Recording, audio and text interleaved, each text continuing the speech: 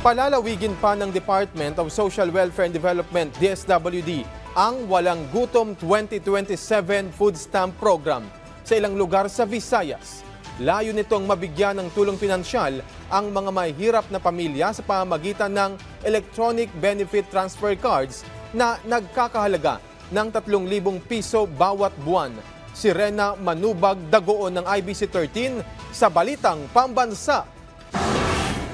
Kasama na ngayon ang lalawigan ng Iloilo at Antique sa mas malawak na pagpapatupad ng Walang Gutom 2027 Food Stamp Program ng administrasyon ni Pangulong Marcos Jr. Mula sa target na 300,000 na mga pamilyang benepisyaryo ngayong taon, 43,021 dyan ang mula sa Western Visayas, 28,124 mula sa Negros Occidental, 10,560 mula sa Iloilo at 4,337 mula sa Antique. Gayunpaman, hindi agad naabot na targetin na ito dahil marami ang mga pamilya rin ang nauna nang nakarestro sa Pantawid Pamilyang Pilipino Program o 4Ps. Ang solusyon, palawakin pa ang pagpapatupad nito sa Antique at Iloilo. Sa Negros Occidental, 16,426 na pamilya na ang nakakuha ng kanilang EBT card noong nakaraang Nobyembre at 15 nitong taon. Bawat isa sa kanila ay bibigyan ng Electronic Benefit Transfer Card na naglalaman ng tag 3,000 pesos kada buwan para magamit din ang pambili ng pagkain mula sa mga natukoy na pamilihan ng Department of Social Welfare and Development o DSWD at ng lokal na pamalaan.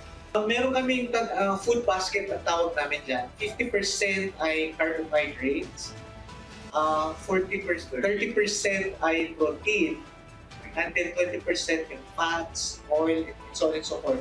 So for example, kapag carbohydrates, nandiyan yung rice.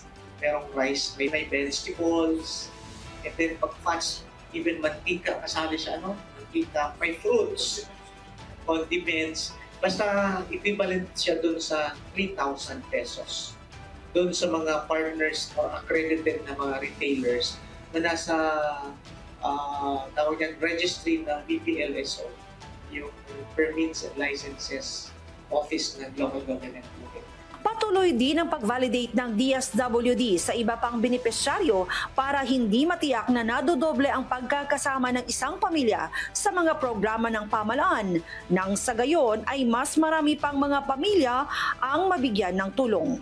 Mula sa IBC 13, Rena Manubag Dagoon para sa Balitang Pambansa.